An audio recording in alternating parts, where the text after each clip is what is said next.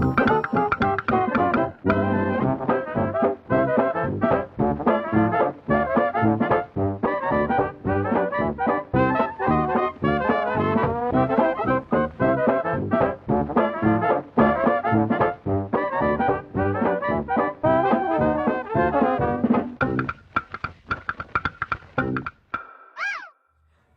everybody. Welcome to tonight's Bible study.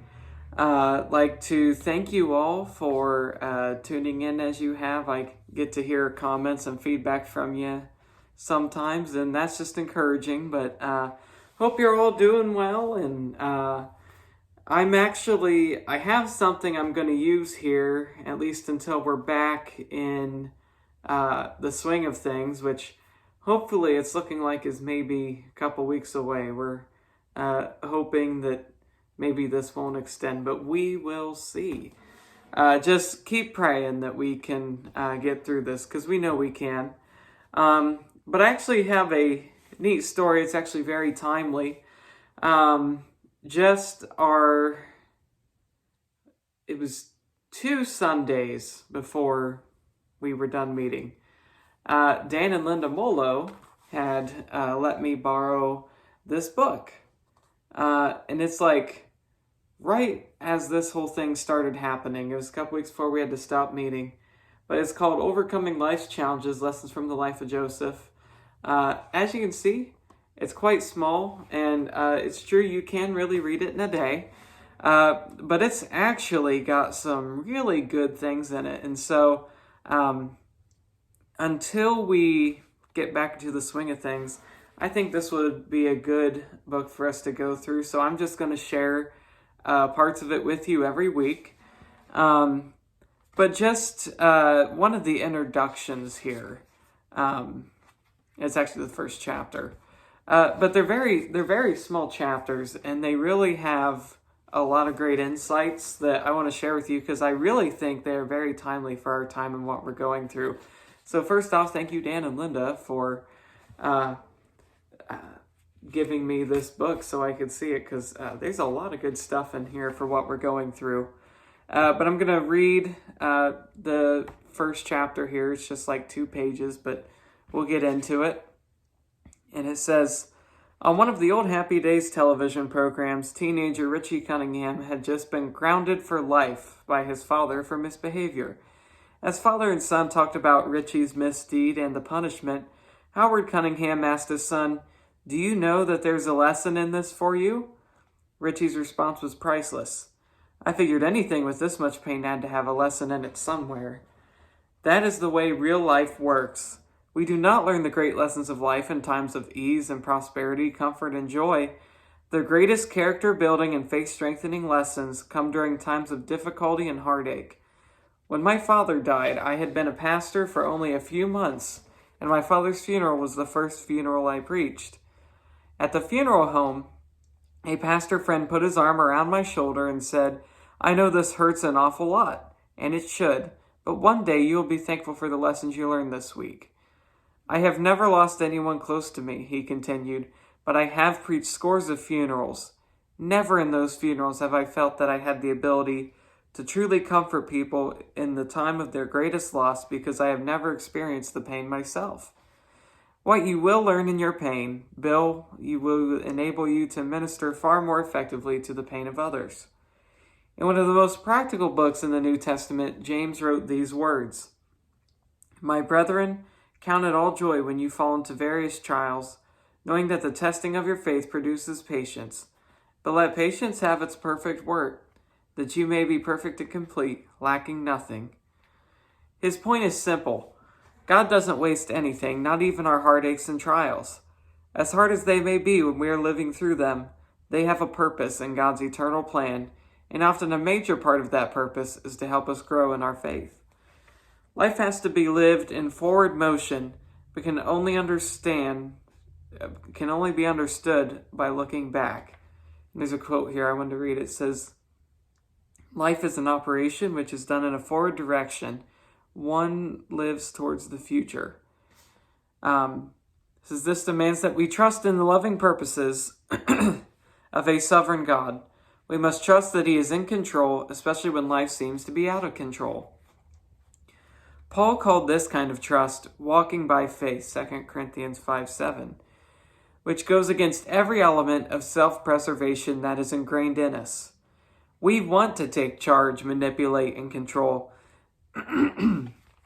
But God wants us to trust in the love of a Father who makes no mistakes. He wants us to rely on the one who makes us more than conquerors through him who loved us, Romans 8:37.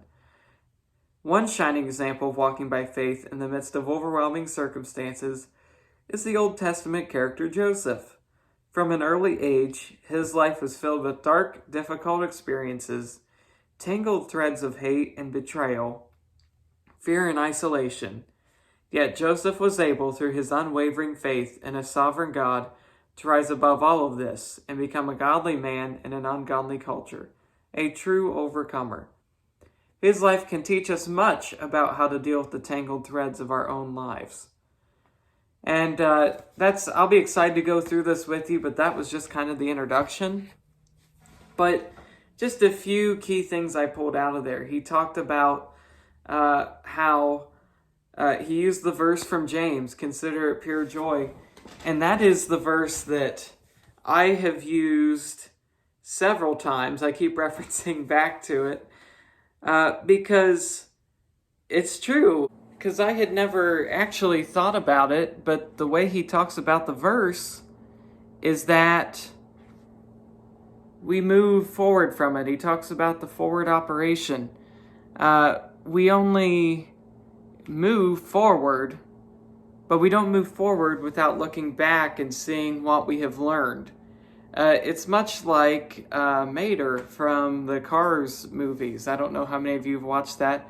Probably more popular with our kids that go here, but it's about, he's a tow truck, and, the race car gets stuck in this tiny little town, and, everyone's around there is like, oh, we're just happy where we are, and but even in the midst of cartoons, we have some profound truths. This one tow truck, Mater, he's this rusty old truck, and he keeps driving backwards everywhere. That's his favorite thing to do. And he says, the race car says to him, Lightning McQueen, he says, how come you always go backwards? Like, why don't you just drive normal?